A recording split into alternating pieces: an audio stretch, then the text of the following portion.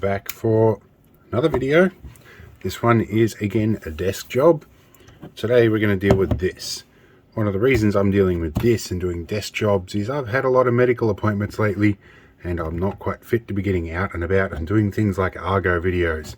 They will come soon, but I'm sticking with the little niggly jobs, and I've got a lot of them. I've actually been working with my camera system at my house quite a bit, but I never show that on these videos just for security reasons.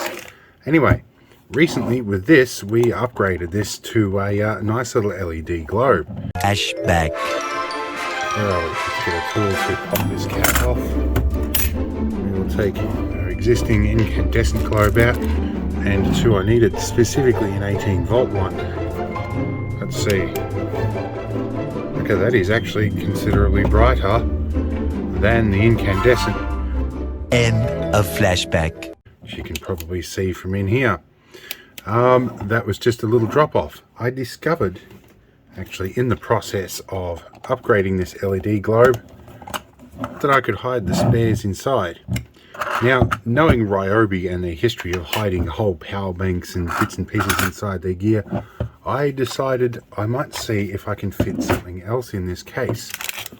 I have one of these regulators which is good up to 20 volts, so I'm not sure what the maximum voltage of these 18 volt packs is, but I might be able to get away with hiding one of these 5 volt regulators in here and giving myself some USB charging capability in this little torch, which would make it actually much more handy. So the first thing I'm going to do is find a Torx driver here and get this apart and see if we can get enough room in here for something else. Alright, I'm going to use my T10 drivers here and see if I can get all these screws out.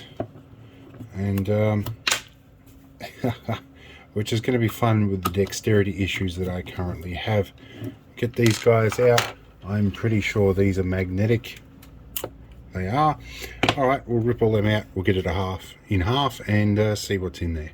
Alright, we have our screws removed, all 6 of them. And the clamshell pops apart quite easily. And as you can see, it's about as basic as we would have thought. It's a switch and some battery contacts, and that's about it. Most of the battery management is done through the battery. But crucially, what we see with all these standoffs, there isn't a lot of real estate.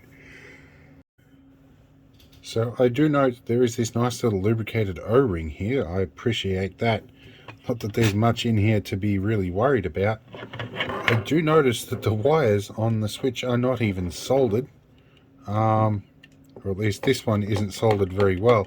So while we're in here, we might as well do some upgrades.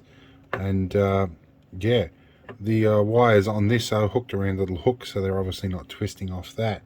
But with a rotating head with the wires that move, I can see that becoming an issue. So we might rip this stuff out and get the soldering iron hot. Alright, we're going to fire up our soldering station there for a minute. And the automatic doorbell is telling me that my wife is leaving. That's fine. So these two contacts feel like they're soldered. I'm almost tempted to put some, silicon wire in there, silicon coated wire. But anyway, we'll wait for this soldering iron to get hot. Alright, our soldering iron is hot. We are going to get some fume extraction going here. I'm going to use our Chinese iron today because I have to fix the good old 30-year-old Weller. This iron has been a bit hot and needs some tinning. Now, where are we? This feels like lead-free solder, which could explain some of its brittle nature. Alright, that straight away feels a lot better. While we're here, we might as well examine the contacts in the back of this. This has been hooked around obviously to keep the position of the wires well constrained. These solder joints look to be good, and they've put a bit of like white glue of some kind on there, obviously for insulating properties. But everything else seems to be good. These seem to be some solid joins. So this is pretty easy to reassemble. I do spot that bit and go, I could put something in there, but when you look at this, that consumes all of that bay there, so there really isn't room for me to put it in here. I could put an LM7805 in here, which would give me about a half amp without a heatsink. Not terribly handy for charging stuff. Maybe if I wanted to charge my Spot Gen 3, but for that matter I'll just carry some extra cables or extra batteries. Well, not the fun project I thought it was going to be, but let's reassemble. Alright, well sadly there wasn't too much I could do with this. I do have an idea for the future though. I am going to fit it with an auxiliary socket, and the main reason I want to do that is I have one of these things here. This is a little adjustable buck boost converter.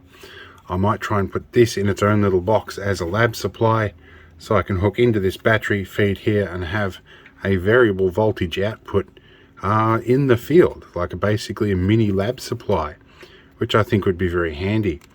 But for the moment, I'm going to leave this as it was intended, aside from an LED upgrade. I did have another idea of putting a little 5mm red LED in the back, or a single white one, so I can run it on super low power mode and have it run all night just as a bit of ambient light. I may still do that, but for the moment the plan was to put USB in this. That's probably not going to be possible in its present form, or until I find a more compact little switch mode supply.